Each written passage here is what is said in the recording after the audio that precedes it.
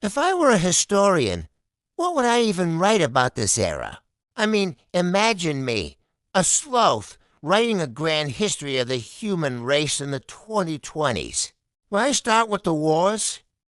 The technology? Or the fact that humans seem to argue online about everything from pineapple on pizza to the meaning of life? Yeah, that feels like something worth recording. If I were a historian, I'd probably call this era the age of confused convenience. People have never had life so easy yet somehow. Everyone's exhausted. Machines do the thinking, robots clean the floor, and yet everyone's still in a rush. I describe how humans invented apps to save time and then used that saved time to scroll through more apps. Future readers would be baffled. Wait, they'd say. So they had magic boxes in their hands that connected them to the world. And they used them mostly to argue about who wore it better. Yep, that's us. Then I dedicate a whole chapter to coffee, because, my goodness, this century practically runs on caffeine. I'd write about the millions of humans lining up every morning to buy hot bean water with complicated names like oat milk cloud macchiato.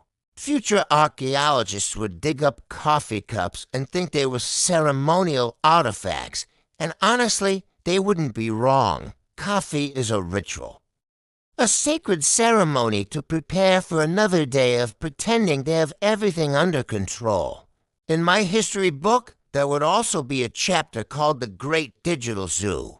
I describe how humans live into worlds at once one made of bricks and the other made of pixels.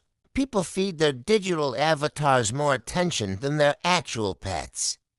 They smile more at their phones than at real humans, and every few seconds.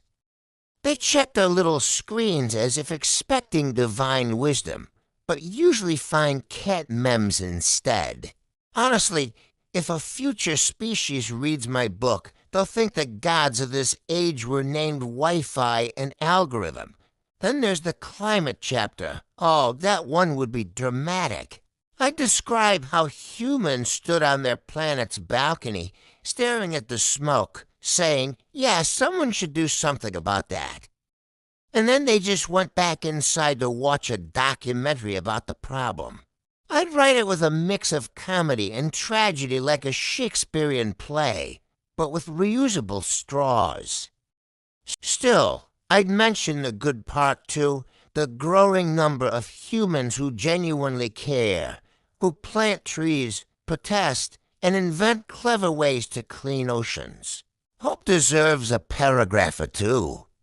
Of course, my book would have a romance section not about lovers, but about humans and their devices. I'd call it Swipe Left, Swipe Right, Swipe Forever. The way people search for love now is, well, it's kind of poetic in a chaotic way. They build profiles like museum exhibits. Here's my best photo, my favorite song. And a vague quote about adventure. Then they scroll through faces like a modern form of destiny shopping.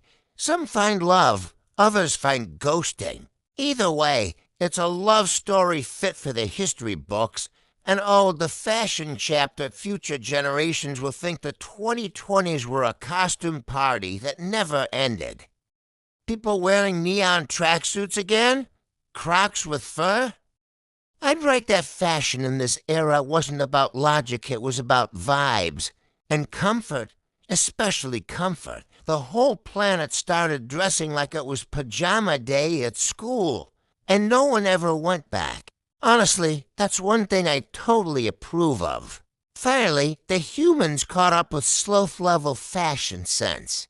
Then there's the chapter about work. Humans in this era don't work to live. They live to Zoom.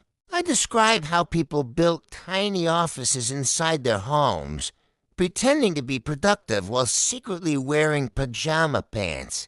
Work became a digital theater, people nodding on video calls.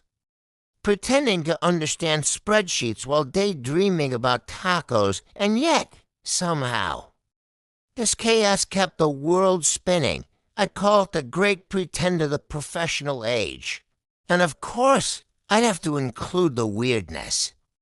Like how humans talk to devices that talk back, how they fear robots, but also ask them for weather updates, and how they create worlds inside games that are sometimes more peaceful than the real one.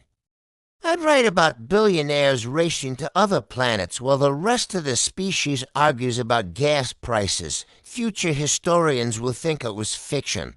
But no.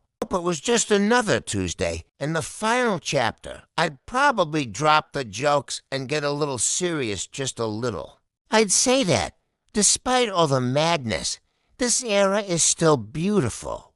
Because it's full of people trying to connect, to heal, to laugh, to make sense of an ever faster world. If I were a historian, I'd say this was the age where humans stood at a crossroads between chaos and consciousness, and even though they stumbled a lot, they kept walking forward. That's the kind of story worth remembering. Now, maybe I can finally sleep, or maybe I'll start drafting the preface.